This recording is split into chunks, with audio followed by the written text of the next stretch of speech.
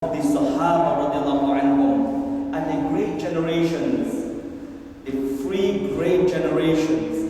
Khayrun nasi qarni, the best of generations are my generation, because they lived the message, they acknowledged the message, they memorized the message, and they implemented the message, and they promoted the message, because it is noble message.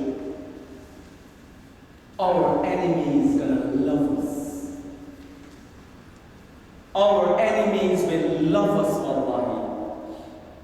Islam entered India, Islam entered many cities. No sword, no killing, no fighting, no bombs, nothing. Islam entered millions of lands, millions of lives of Muslims, millions of the people with what? Akhlaqun samawi.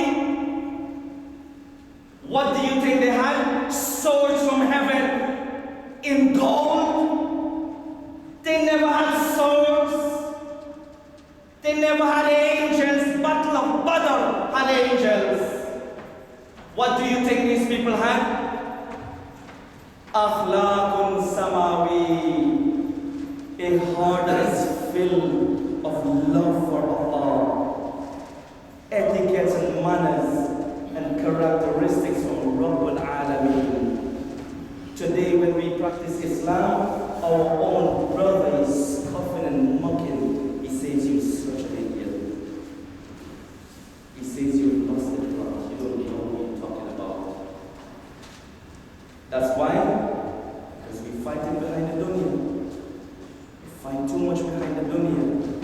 And the akhirah, no one wants to know.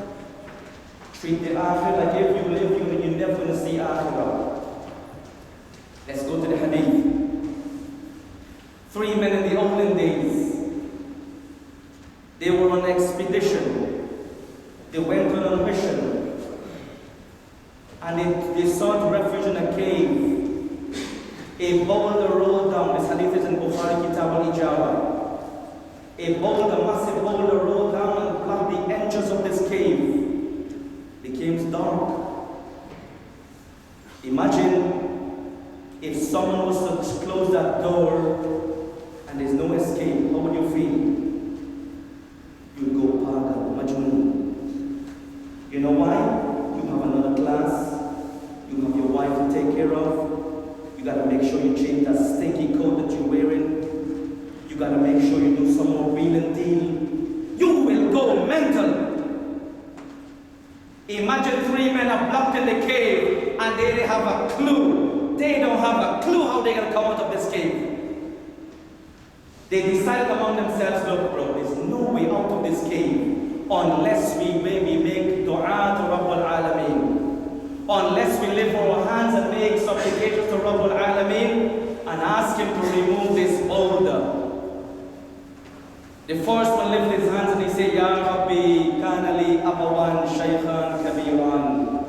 Rabbi, I had my parents, my father and my mother, and I never used to like giving my family, my children milk, unless I gave my parents first.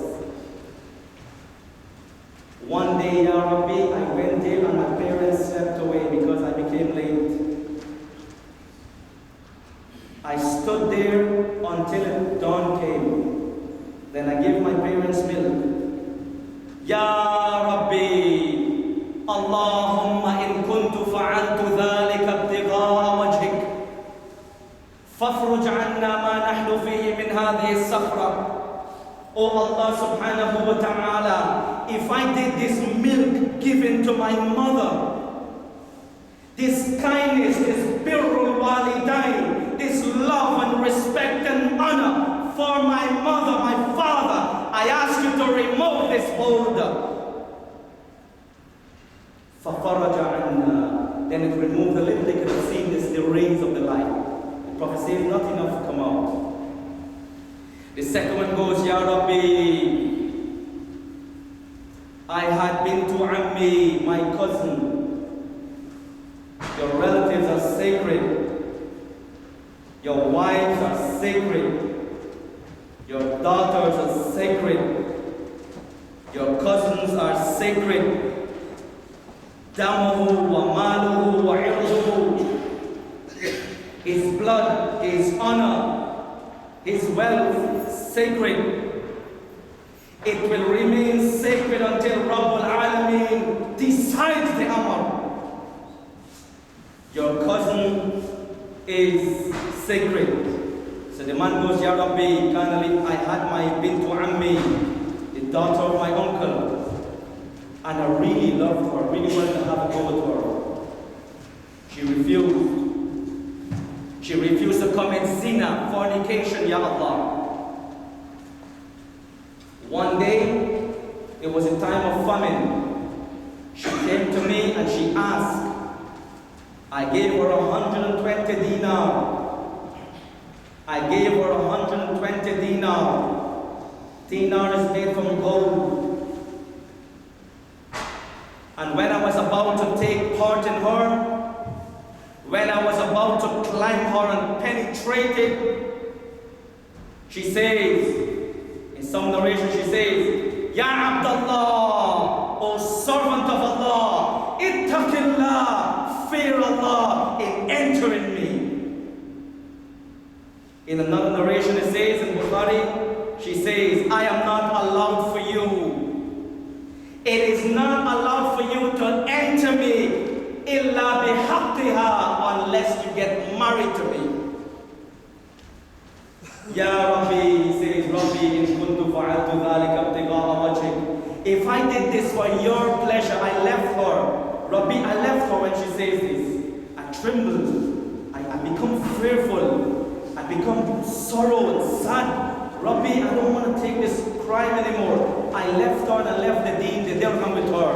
If I did this for your sake, Ya Allah subhanahu wa ta'ala, فَافْرُجْ عَنَّا مَا نَحْنُ فِيهِ مِنْ هَذِهِ السَّفْرَةِ. I ask you to remove the bowl, and the bowl moved a little more.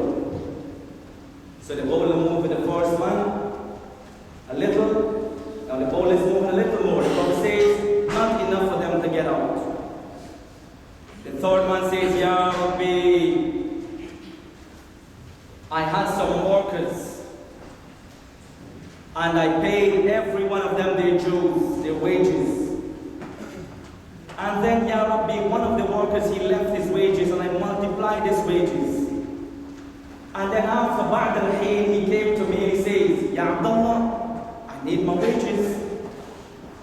This guy goes, who's in the cave, one of them, he says, everything that you see from the Abel and the Ghanam and the Baqar and the Raqiq, everything you see in this valley here from the camels and the sheep and the cows and the slaves, I multiply this with your wealth. Take it. This guy goes, are you making a laugh at me?